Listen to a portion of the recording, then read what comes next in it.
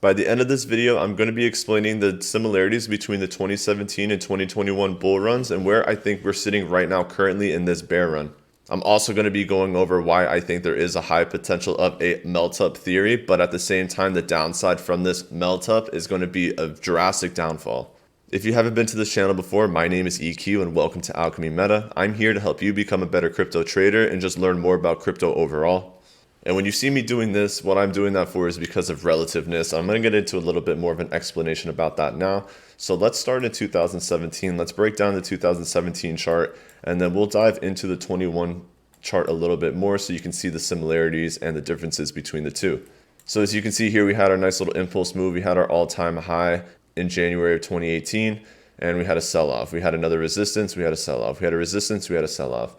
Now looking at these drops themselves, we had around a 70% sell-off, we had around a 50% sell-off, and then we followed that with another 69% sell-off. So you can see there was a lot of percentage that was lost within this downtrend.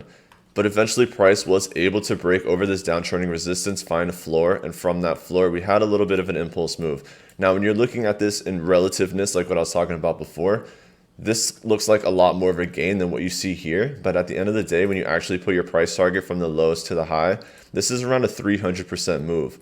So you were seeing a lot of growth and a lot of gains here, and this would be an area that would trick a lot of people to think that the market is going bullish again, and that this was just the bottom, and that, you know, the next round or cycle is coming into effect now. But when you actually zoom out a little bit more, you can see that we stayed stagnant, and even from this point, we're seeing lows eventually and seeing losses of around 73% again. So while we're stuck in this complete sideways channel, anyone that knew how to trade or any of the big institutional traders were making a killing, either buying low and selling high or taking the short position and trading against the grain of the market all the way. And this basically lasted until we got into the 2020 and 2021 first leg of the bull run. So basically what I'm getting at here is that even though we were able to break this downtrending resistance, we still had a lot of bear market left, and this is where the true bleed and the retailers really got crushed because of all this baiting and people thinking that the market was going to really take off into a full bull run when it was just a small relief rally. But at the same time, this is where all the whales and institutions were accumulating. So if you were accumulating in this zone in play for the next bull run, you absolutely killed it in this area. But if you're trying to do a short term, or if you're a new trader and you didn't really understand the markets, and let's say you got baited in this zone up here and you bought in and it really started to crash and it tested these lows again, more than likely you would have left the market just because of the FOMO and the FUD. And that's really what these zones are meant to do, is bleed retail traders out.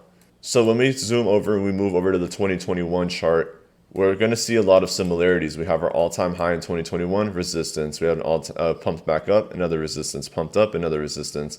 When we look at these drops from here, 52% sell-off, and then we had a 74% sell-off, and currently from this resistance, we're looking at around 40% sell-off.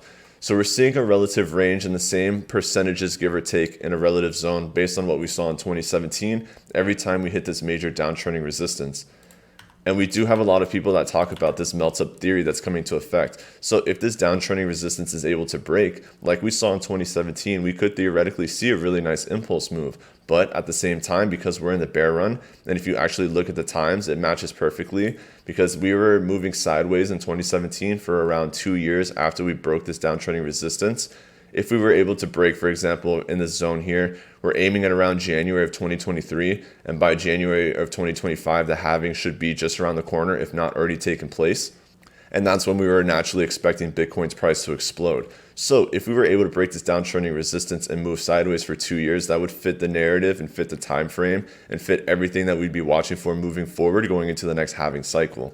So again, this does give you a really nice opportunity of taking an impulse move, but at the same time, the downside is still going to be there, and more than likely, it's just going to be more of a relief rally, and in relative terms, you're not going to see an all-time high test, but you could theoretically push up to, let's say, 3,000, and I'm going to show you why I'm aiming specifically for 3,000 as a zone.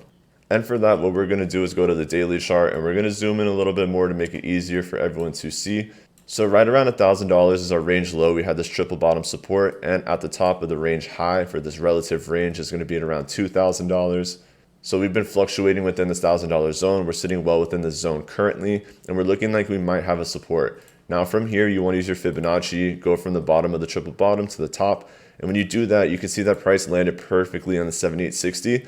and we're well within EQ's golden pocket. And based on the tsunami theory, which we talk about a lot in our VIP trading group, this does have the potential to push all the way up to take profit 3, which based on this move and based on the harmonics of this pattern could easily take us up to $3,000. You have take profit 1 at 23, take profit 2, 26, take profit 3, 3,000. So if price did stay harmonic and wanted to break this double top, when we get to this point, break this double top resistance and get into a nice little moonshot, we could theoretically see this get to 3,000 before it gets heavily overbought, and we really start to see that next wave of bearish downtrend come into the market. And again, this can fail too. So just because we're holding on the 7860 doesn't naturally mean that this is always going to hold support. This could theoretically come down and test this support again right around 1,000. If this holds, that's great. If it doesn't hold, we could continue to go down in a free fall and drop more. But if we do continue and maintain the sentiment of this harmonic trend and of the Fibonacci, and we respect the Fibonacci, and we break this local high at 2,000, and we're able to break this and get into a nice little pump, we could theoretically see again to 3,000, and this would bait a lot of retail traders into the market. At any of these points, I'm personally, none of this is financial advice. Don't take any of this as financial advice. This is all for entertainment and educational purposes. But me, myself, knowing that things are going to look overbought, if there's trades that I got into down here, I will be looking to take those profits and shave some profits in these zones because the market is heavily overbought, and that's what you want to do. And like I've been saying, I do believe that short term, we do have the potential for a quick little relief boom, or whatever you want to call it, a melt-up theory, a quick little rally of some sort. But at the end of the day, we still have a lot more bearish downside to continue on the back end. I think retail traders have not been bled out enough. And I think there's a lot more opportunity for these retail traders to bleed more. So with that in mind, again, short, let's say medium term, I'm bullish, but long term, I'm still bearish.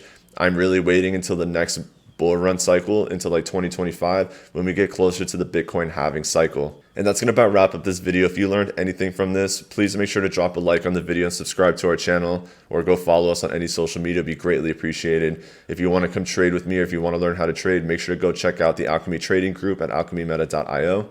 The MetaMystic Superheroes Mint, our official NFT project, is going to be minting on September 30th. So if you want to get access to that, or if you want to get a Superheroes role in our Discord, you'll be able to mint a day early.